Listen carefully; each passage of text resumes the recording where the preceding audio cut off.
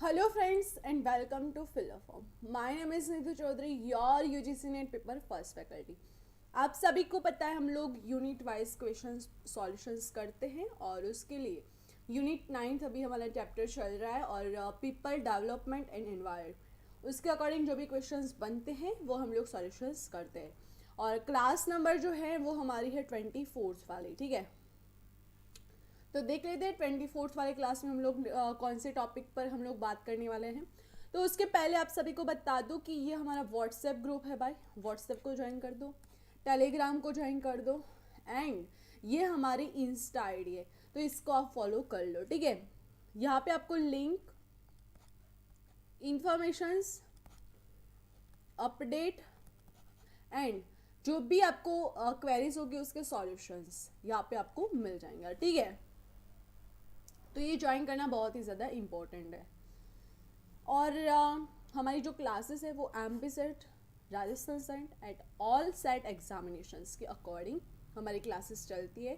Net दिसंबर 2022-21 Feb से जो classes जो हमारी स्टार्ट होने वाली एग्ज़ाम्स और नेट जून 2023 उसके अकॉर्डिंग जो स्टार्ट होने वाली है हमारी एग्ज़ाम्स 13 जून से, उसके अकॉर्डिंग जो भी क्वेश्चंस बनते हैं वो हम लोग सॉल्यूशंस करते हैं। तो चलो भाई थोड़ा बहुत देख लेते हैं।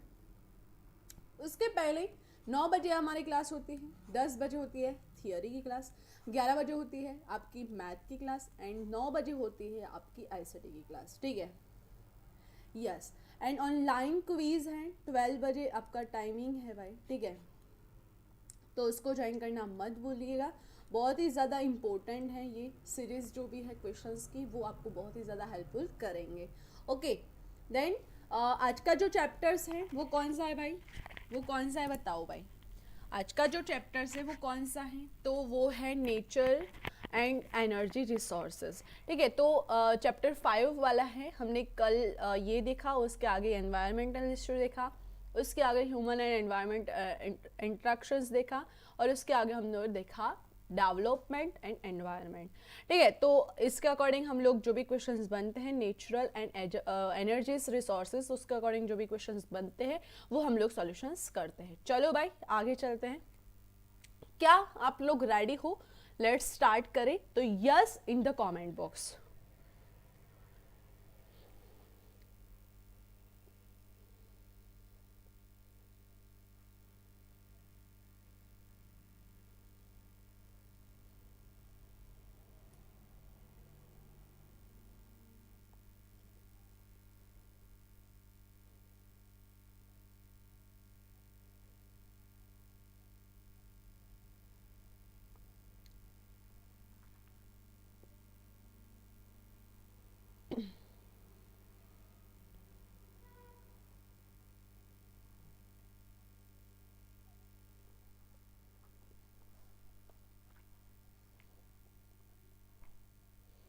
यस, चलो तो पहला क्वेश्चन आपके सामने आ चुका है, उसको अच्छे से रीड आउट करो एंड देन उसका आंसर दो, ठीक है।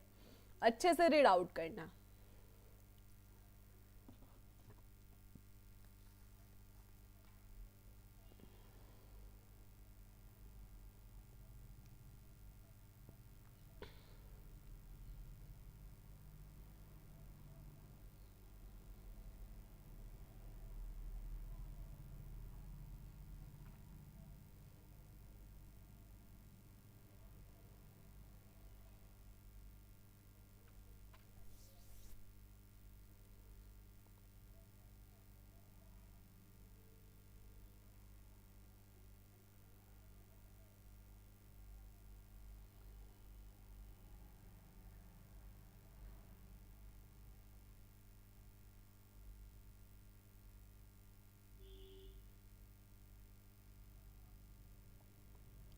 यस, इंग्लिश में भी देखो।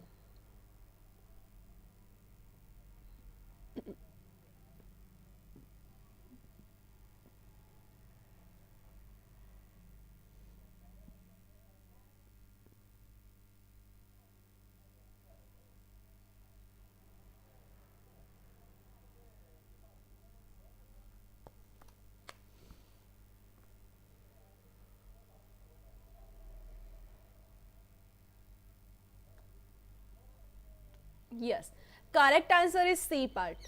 A, B and D. Agricultural runoff, B. Food processing and D.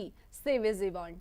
ठीक है, तो जिन्होंने सी आंसर दिया हुआ है वो +2 करेंगे, यानी A, B एंड C वाले करेंगे +2. ठीक है, यहाँ पे क्या पूछा है, स्वच्छ जल प्रणाली में स्वच्छ जल प्रणाली में ऑक्सीजन की मांग करने वाले अपशिष्ट के प्रमुख स्रोत है, तो कौन से हैं, कृषि रन ऑफ है, खाद्य और प्रसंस्करण है और सीवेज अपशिष्ट है. ठीक है, तो जिन्होंने सी आंसर दिया हुआ है वो करेंगे अपने आप को +2. Okay, yes. सेकेंड नंबर का क्वेश्चन देखो.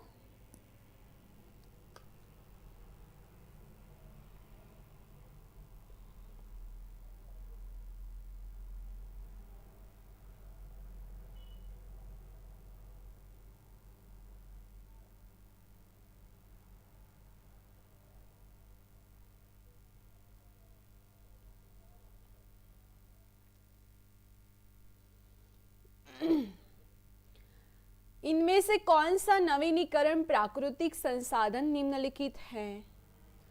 Which of the following is renewable natural resources. Renewable यानी आप प्राकृतिक वो नवीनीकरण कर सकते हो, वो कैसा प्राकृतिक संसाधन है, कौन सा है, जैविक विश्वविद्यालय, टीन, नेचुरल गैस यानी प्राकृतिक गैस एंड नमक यानी salt.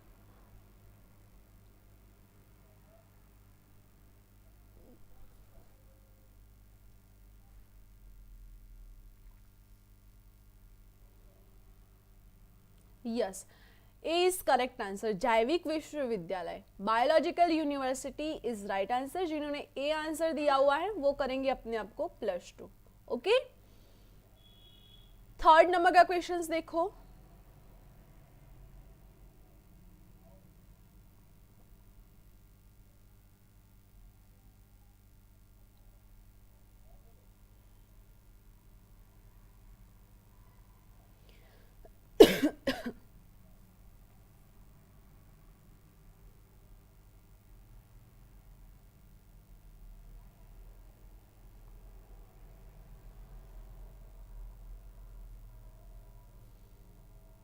Yes, correct answer is a part.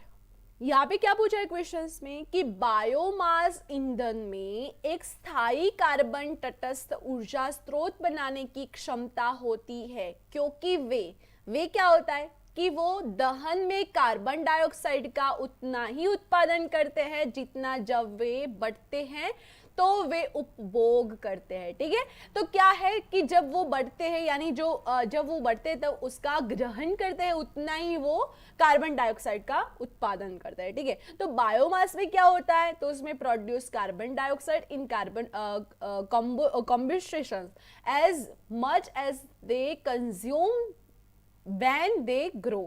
ठीक है, तो जिन्होंने ए आंसर दिया हुआ है वो करेंगे यहाँ पे +2. ओनली ए वाले ही करेंगे +2. ठीक है, यस.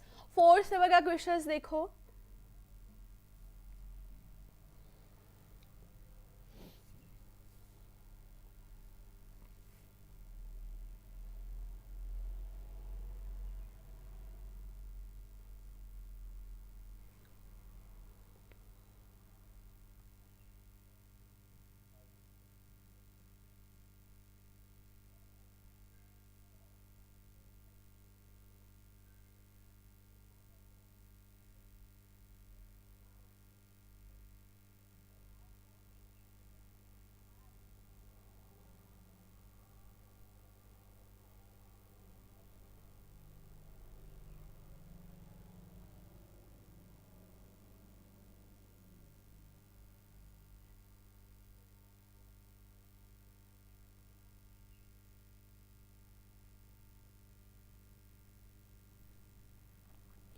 बायोमास ईंधन के प्रति यूनिट द्रव्यमान में उनकी ऊर्जा सामग्री के संदर्भ में सही अनुक्रम की पहचान करें.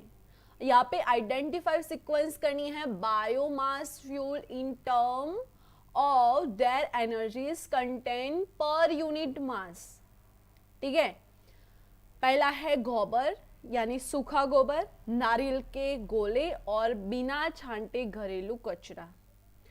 तो दूसरा है बिना छांटे घरेलू कचरा, नारियल के गोले और गोबर। उसके बाद है लकड़ी यानी सूखी लकड़ी और नारियल के गोले और बिना छोले घरेलू कचरा। उसके बाद है नारियल के गोले, गोबर यानी सूखा गोबर और बिना छांटे घरेलू कचरा। ठीक है, तो क्या होगा भाई? Dung, coconut shells and unsorted domestics refuse. Unsorted domestic refuse, coconut shell and dung, wood, dry, coconut shells, unsorted domestic refuse and coconut shells, dung यानी dry और unsorted domestic refuse। क्या होगा इसका सही आंसर? यहाँ पे थोड़ा कचरा रह गया है लिखना, ठीक है, कचरा तो समझ लेना।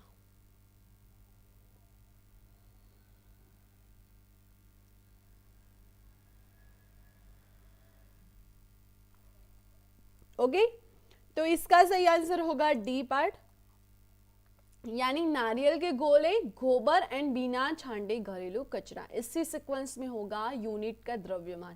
ठीक है, तो जिन्होंने डी आंसर दिया हुआ है वो करेंगे अपने आप को +2।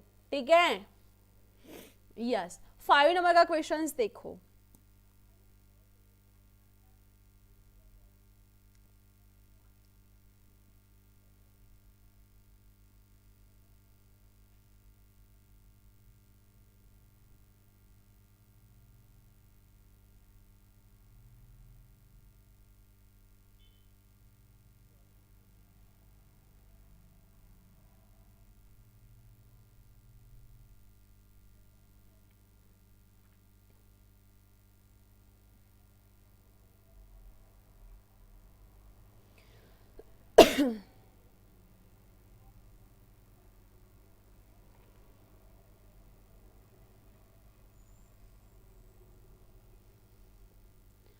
भारत में भूतापीय ऊर्जा की क्षमता लगभग है, कितनी है? GW में है, कितनी है?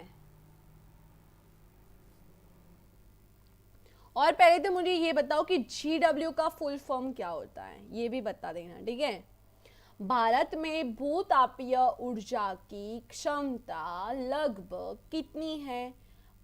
10 GW, 5 GW, 20 GW and 25 GW।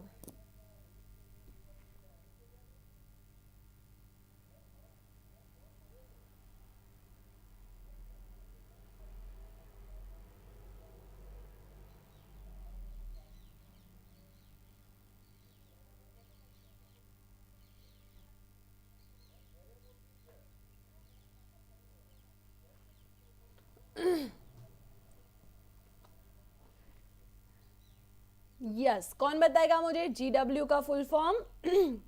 Gigawatt.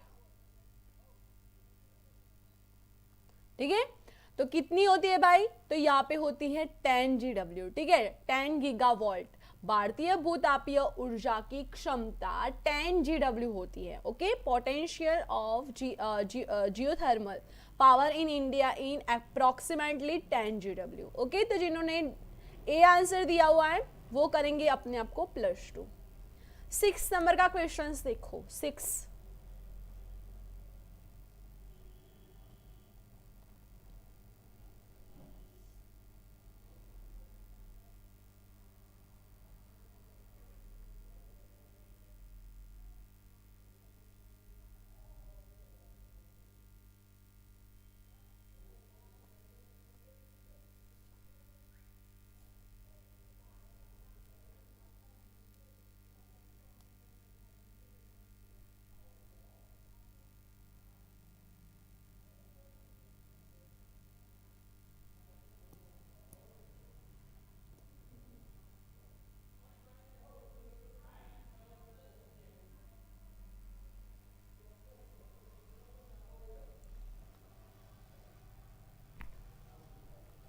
जंगल की आग का प्रसार लेड से प्रभावित होता है।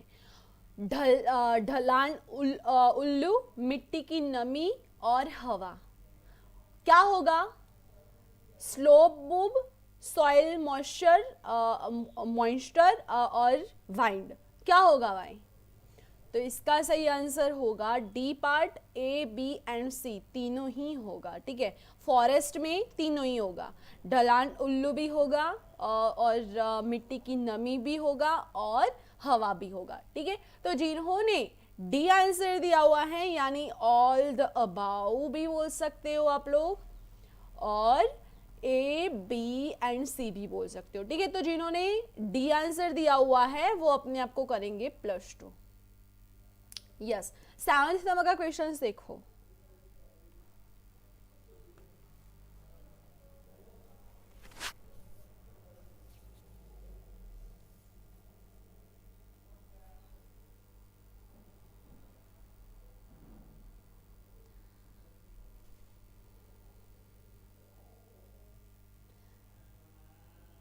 निम्नलिखित में से कौन सा नगर पालिका का ठोस अपशिष्ट के निपटान का एक जैविक तरीका है? लैंड फिलिंग, कंपोस्टिंग, चूर्णीकरण एंड श्रेडिंग।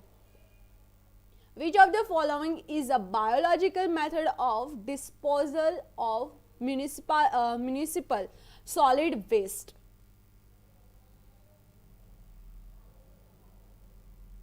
लैंड फिल्टिंग, फिर है परवेलाइजेशन एंड उसके बाद है कंपोस्टिंग एंड उसके बाद है श्रेडिंग।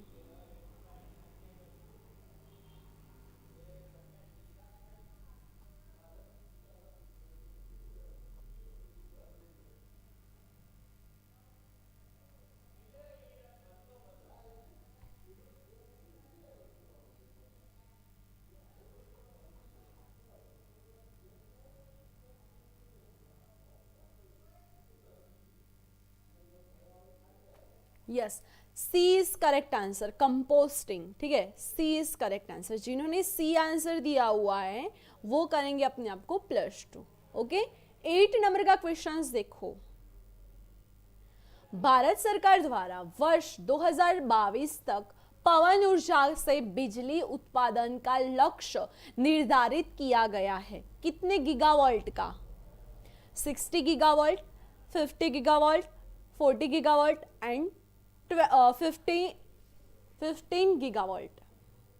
ठीक है, the target set by Indian government for generating power from wind energy by the year 2022.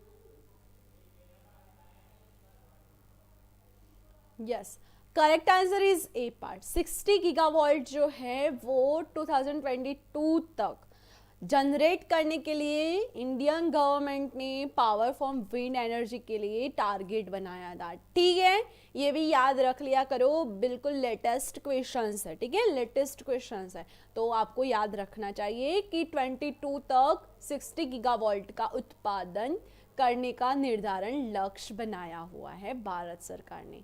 ठीक है, यस। 9th नंबर का क्वेश्चंस देखो।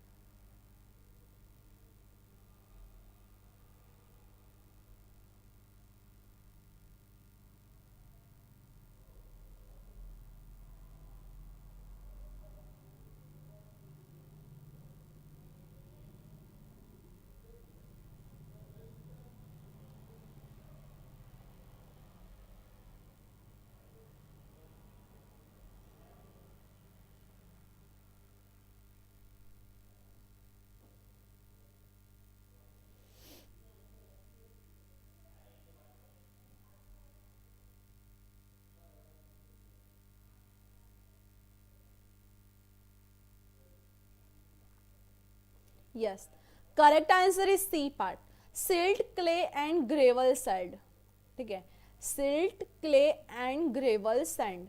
जिन्होंने सी आंसर दिया हुआ है वो करेंगे अपने आप को +2। यहाँ पे क्या है कि निम्नलिखित में से कौन सा अनुक्रम छोटे से बड़े से कण आकार के संदर्भ में व्यवस्थित मिट्टी के कणों के सही क्रम का प्रतिनिधित्व करता है? तो C is correct answer, silt clay and gravel sand. Okay, 10th number का क्वेश्चन देखो।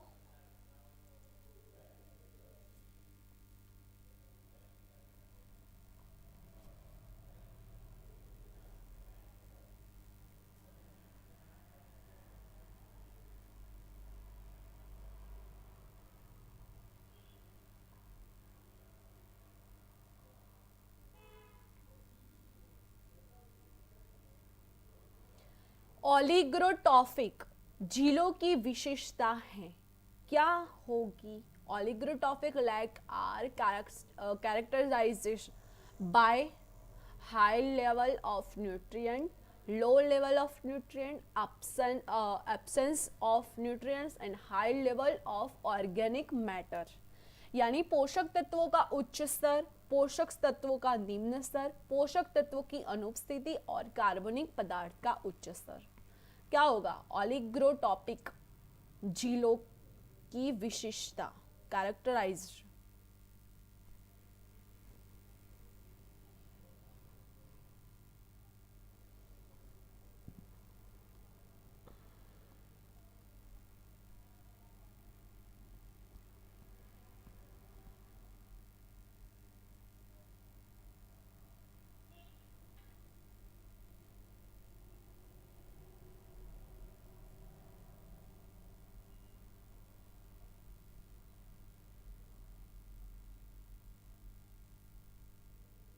Yes, B is correct answer, पोषक तत्वों का निम्न स्तर, लो लेवल ऑफ न्यूट्रिएंट्स। ठीक है, तो जिन्होंने बी आंसर दिया हुआ है वो करेंगे अपने आप को +2।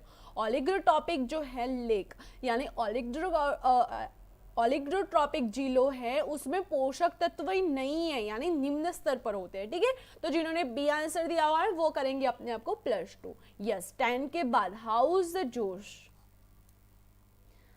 हाई और वेरी वेरी हाई?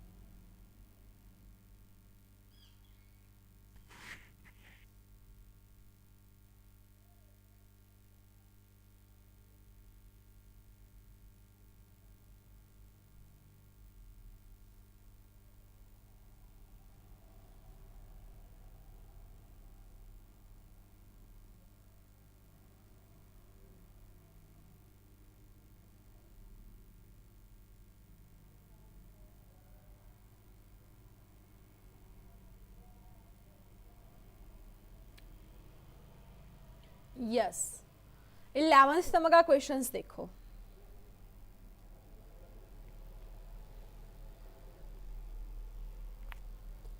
इन सोशल साइंस, सामाजिक विज्ञान में एक केंद्रीय मुद्दा है, a central issue is the questions of whatever known the social world can be studied using the method of natural science. This statement refer to the issue of science. This statement refer to the issue of, यानी सामाजिक विज्ञान में एक केंद्रीय मुद्दा यह है कि क्या प्राकृतिक एडलर विज्ञानों के तरीकों का उपयोग करने के संज्ञा सामाजिक दुनिया का अध्ययन किया जा सकता है।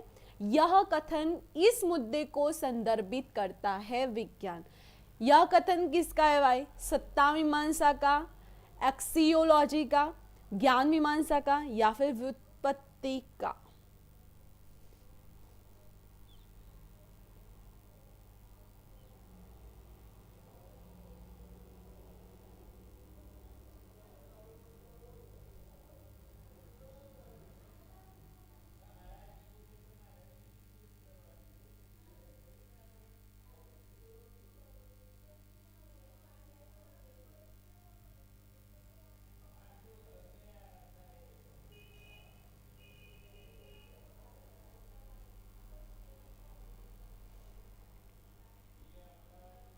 Yes, correct answer is C part, ज्ञान मीमांसा यानी एपिस्टोमोलॉजी। जिन्होंने सी आंसर दिया हुआ है वो करेगी अपने आप को +2, ठीक है। यस, 12th नंबर का क्वेश्चन देखो, सोलर वाटर स्टील का उपकरण है।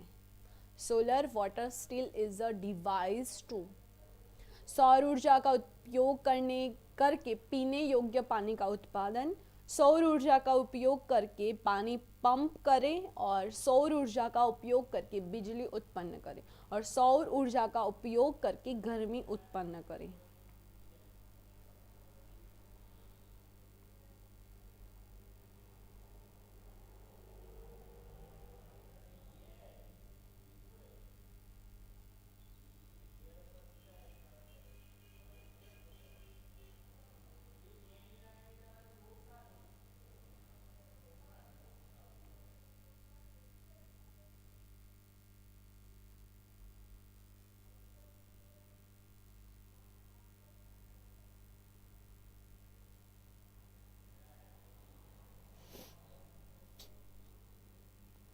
यहाँ पे करेक्ट आंसर होगा ए पार्ट, सौर ऊर्जा का उपयोग करके पीने योग्य पानी का उत्पादन।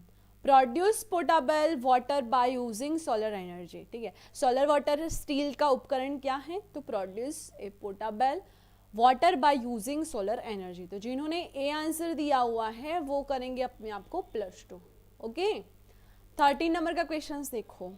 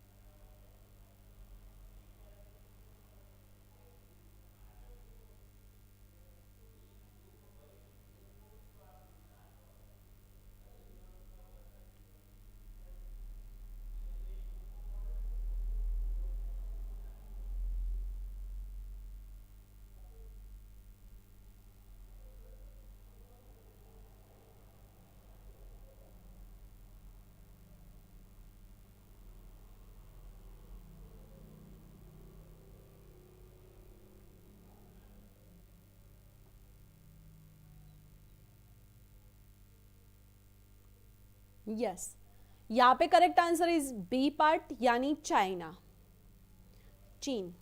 अब तक निम्नलिखित में से कौन सा देश पवन ऊर्जा आधारित बिजली उत्पन्न में अग्रणी देश है। पवन, वाइंड एनर्जी जो है ना, विंड एनर्जी, उसमें इलेक्ट्रिसिटी में जनरेशन कौन करता है ज़्यादा से ज़्यादा, तो चाइना। चाइना वाले ना काफ़ी कुछ कर लेते हैं भाई, उन्होंने तो कोरोना बनाया था, है ना। यस, तो जिन्होंने बी आंसर दिया हुआ है ना, बी यानी चीन यानी चाइना आंसर दिया हुआ है, वो अपने आप को करेंगे +2, ओके। 14 नंबर का क्वेश्चन हिंदी में देखो और इंग्लिश का बताती हूँ।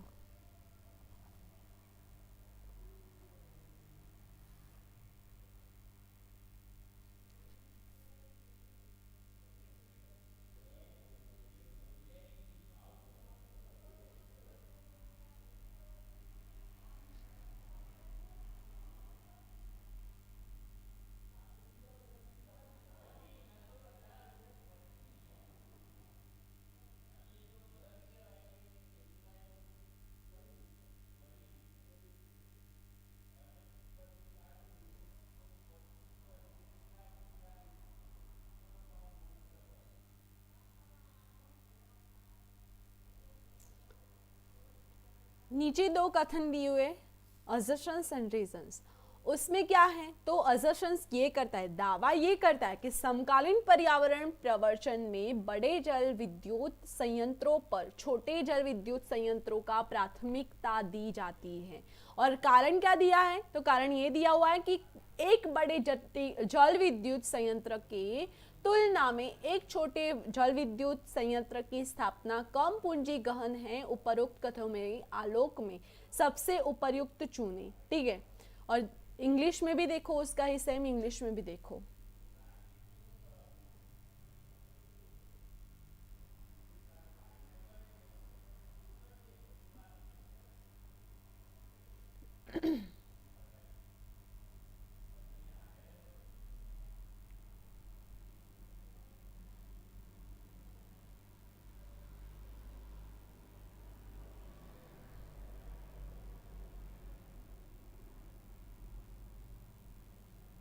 Yes, correct answer is B part, यानी ए एंड आर जो है ना दोनों सही तो है बट एक्सप्लेनेशंस नहीं करते हैं, ठीक है, एक दूसरे से कनेक्टेड बिल्कुल नहीं है, ठीक है। तो जिन्होंने बी आंसर दिया हुआ है वो करेंगे अपने आप को +2। ओके, दोनों सही है बट एक दूसरे को एक्सप्लेनेशंस नहीं देते हैं, ठीक है। 15 नंबर का क्वेश्चन देखो, सोलर वाटर स्टील के लिए उपयोगी उपकरण है। ये तो आ गया ना, शायद आ गया, बस 2021 में भी ये क्वेश्चन आया हुआ है, ठीक है। थोड़ा चेंज है इस क्वेश्चंस में, थोड़ा चेंज है, यस। सोलर वाटर स्टील के लिए एक उपकरण है, सौर ऊर्जा का उपयोग करके खारे पानी को पीने योग्य पानी में परिवर्तन करता, और सौर ऊर्जा का उपयोग करके बिजली उत्पन्न करना, सौर ऊर्जा का उपयोग करके पानी गर्म करना, और सौर ऊर्जा का उपयोग करके पानी पंप करे।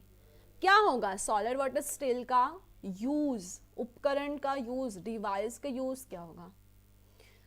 तो इसका सही आंसर होगा A part, convert lines water to portable water using solar energy, यानी सौर ऊर्जा का उपयोग करके खारे पानी को पीने योग्य पानी में परिवर्तित करता है, ठीक है। तो जिन्होंने ए आंसर दिया हुआ है वो अपने आप को करेंगे +2।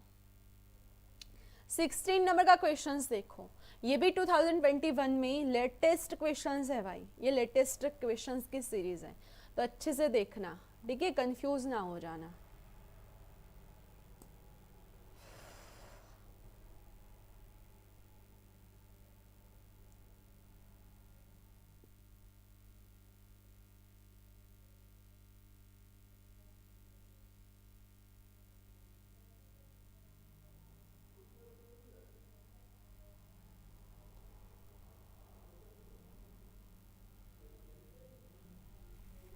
भारत में सर्वाधिक ऊर्जा प्राप्त होती है हाइड्रो इलेक्ट्रिक पावर प्लांट, परमाणु ऊर्जा संयंत्र और थर्मल पावर प्लांट और सोलर पावर प्लांट। यहाँ पे थोड़े थोड़े बहुत शब्द गलत भी आ गए हैं, ठीक है। प्लांट प्लांट ही है, प्लांटिक नहीं है।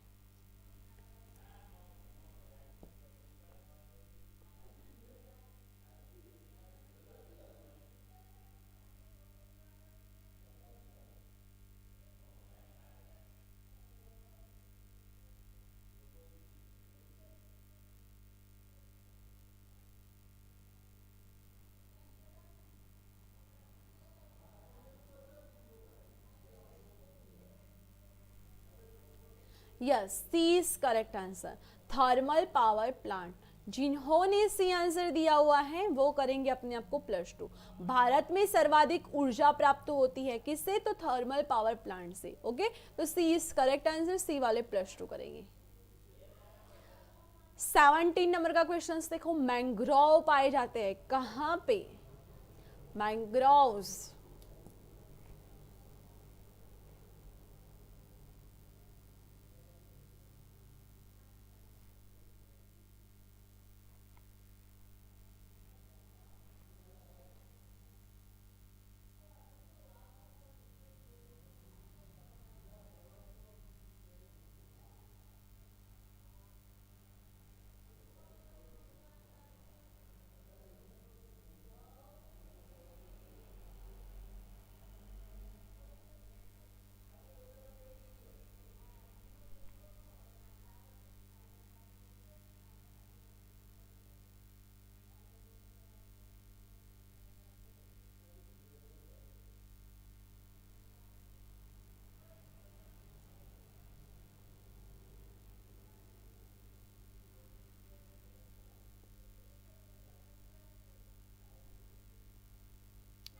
Yes, correct answer is D part,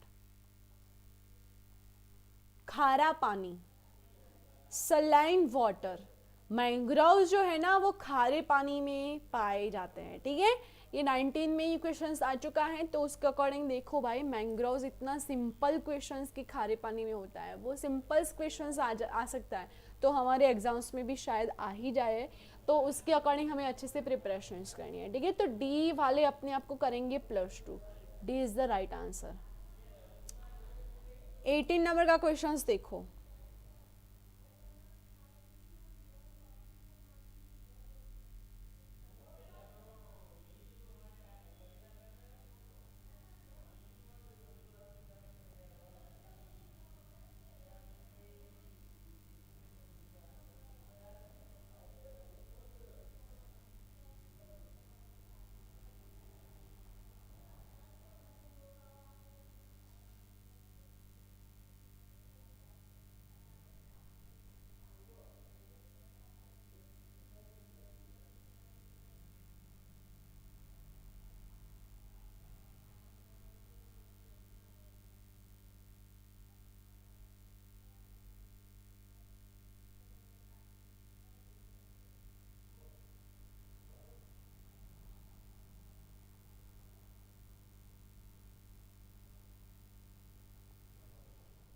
yes, निम्नलिखित में से कौन सा परमाणु कचरे के डंपिंग के लिए बेहतर अनुकूलन है? Among is the following which is the better suited for dumping of unclear waste? Nuclear, sorry for this, nuclear, unclear नहीं है, यू आगे आ गया एंड पीछे आ गया, अनक्लियर नहीं, न्यूक्लियर है, न्यूक्लियर वेस्ट, परमाणु कचरे के लिए। नमक खान, वन, रेगिस्तान एंड महासागर। Salt means desert, forest and oceans. Is correct answer salt mines, यानी नमक का खान जो है वो परमाणु कचरे के डंपिंग के लिए बेहतर अनुकूलन है, ठीक है। डंपिंग ऑफ न्यूक्लियर वेस्ट उसके लिए बेटर सुटेबल है, ठीक है। तो जिन्होंने आंसर दिया हुआ है वो करेंगे अपने आप को +2, ओके। यस, 19th नंबर का क्वेश्चन देखो।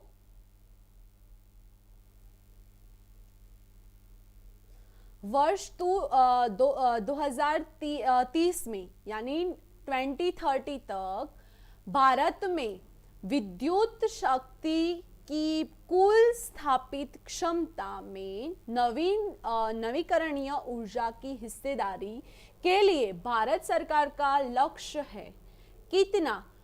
20%, 30%, 40% and 50%. Indian government target for share of renewable energy in the total is installed capacity of electric power in India by the year 2023. 20 नहीं है, 2030, okay. 20%, 30%, 40% and 50%. Yes, correct answer is C part, 40% is right answer, बिल्कुल right है, C is right answer. जिन्होंने C answer दिया हुआ है वो करेंगे अपने आप को +2, ओके। 20 नंबर का क्वेश्चंस देखो, 20 the last questions.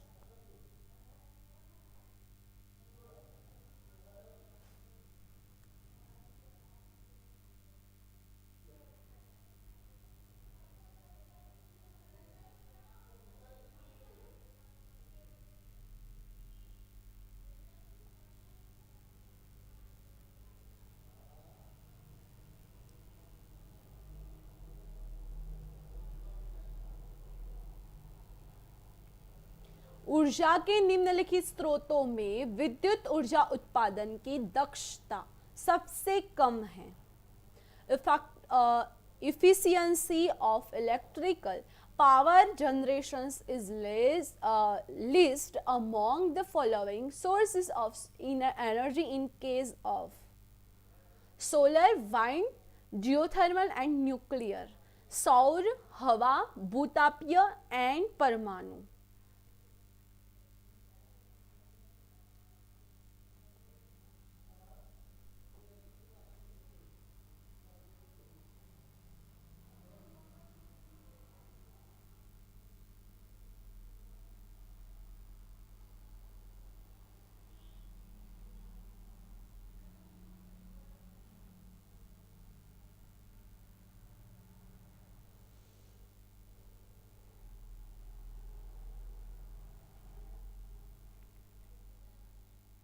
Yes, correct answer is C part, geothermal यानी भूतापीय।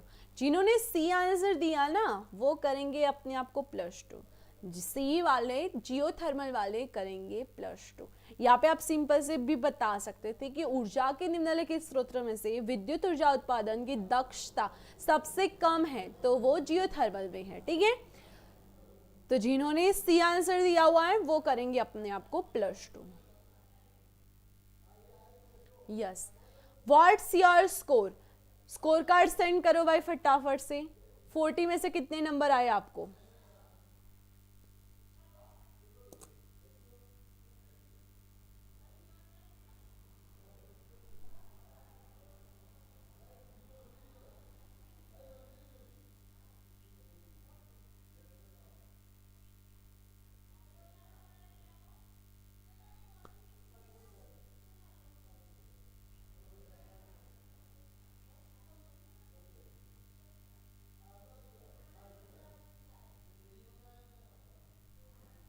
Yes, house the class, class कैसा लगा वो भी मुझे बता सकते हो आप।